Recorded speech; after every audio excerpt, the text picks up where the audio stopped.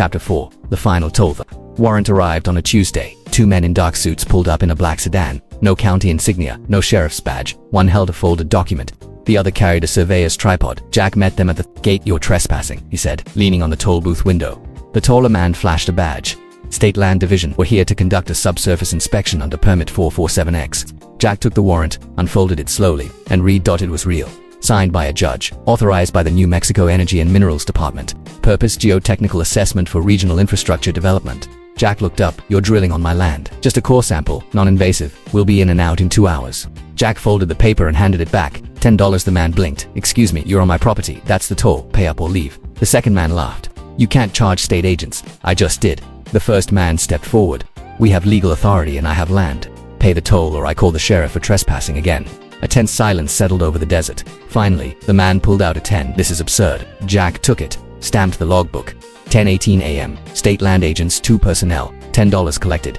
Inspection permitted under toll agreement. Then he pointed down the road. "You've got 2 hours. No digging past 5 feet. No removal of materials. And if you hit anything marked SPRR 1951, you stop." Immediately, the agents exchanged a glance but said nothing. They set up their equipment near the arroyo. Jack called Sarah. By noon, Sarah was on the ranch, wearing boots and a windbreaker, her tablet open to a stack of scanned documents from the state archives. "They lied," she said, voice tight. "There's no infrastructure project. This permit was filed by a shell company, Southwest Terra Holdings, which is owned by Lakeside Development Group." Jack frowned. "That name sound familiar because they're the parent company of Willow Creek Communities. Linda Prescott doesn't just run the HOA, she's a silent partner in the development firm." Jack stared at her. "So she's been lying to her own neighbors. Worse, she's been planning this for years. The HOA expansion, a cover.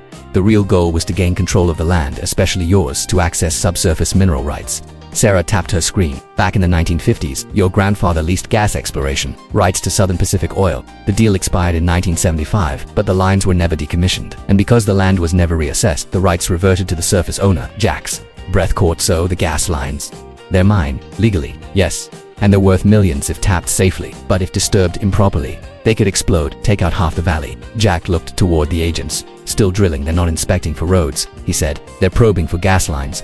Sarah nodded. "And if they accidentally breach one, they can declare your land unstable, seize it for public safety, and drill under emergency authority." Jack clenched his jaw. "They're trying to force me out.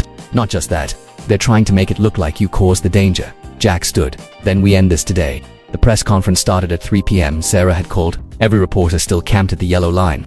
Jack stood beside her at a folding table, the wind tugging at his hat.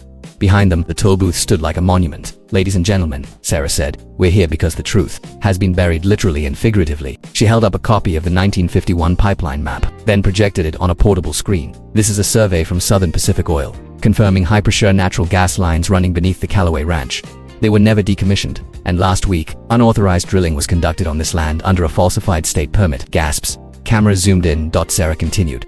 "The so-called HOA road expansion was never about access. It was about excavation. And the person behind it." She turned to the screen. "Linda Prescott, HOA president and undisclosed stakeholder in Lakeside Development Group." Footage rolled, a grainy security clip from a gas station camera, showing Linda meeting with a man in a suit, exchanging a briefcase. A document trail linked him to the shell company. Then, Jack stepped forward. He didn't shout. He didn't rant. He spoke calmly, like a man stating facts the world had forgotten. "They blocked my road," he said.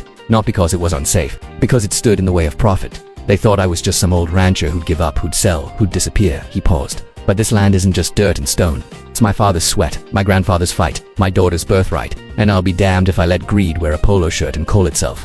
Community applause erupted. Even the reporters clapped. That night, the county sheriff called. "Jack, the state's revoked the permit. The drillers are gone. And Linda Prescott, she's been suspended from the HOA board pending investigation." Jack sat on his porch, a glass of bourbon in hand. "Good. There's more. The Attorney General's opening a probe into Lakeside, and the county's restoring your easement on County Road 17 effective tomorrow." Jack nodded. "About time." "But the toll booth," Jack smiled, "stays even though you're winning, because I'm winning." 1 week later, the gates came down. County crews removed the chain link fence, unlocked the padlock, and reopened County Road 17. Jack's ranch was accessible again, but the toll booth remained, and every morning at 7 a.m. Jack Callaway opened for business. The HOA residents didn't have to use his road, but most of them did, because it was shorter, because it was open, and because now it was legal. On the first day after the ruling, Linda Prescott drove up in her black Range Rover. She rolled down the window. Jack waited.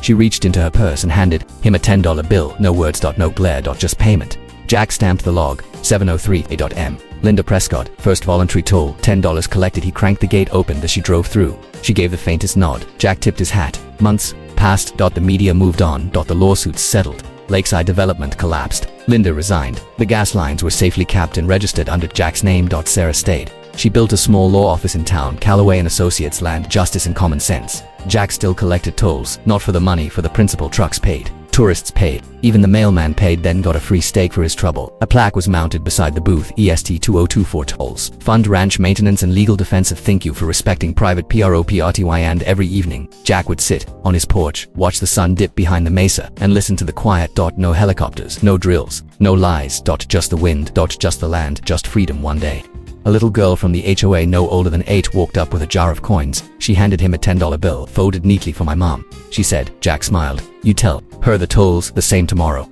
I will. As she skipped away, Jack wrote in the logbook, 5:48 p.m., Emma Reynolds, age 8, paid in advance, future HOA president. He laughed, then closed the book. Another day, another toll, another victory.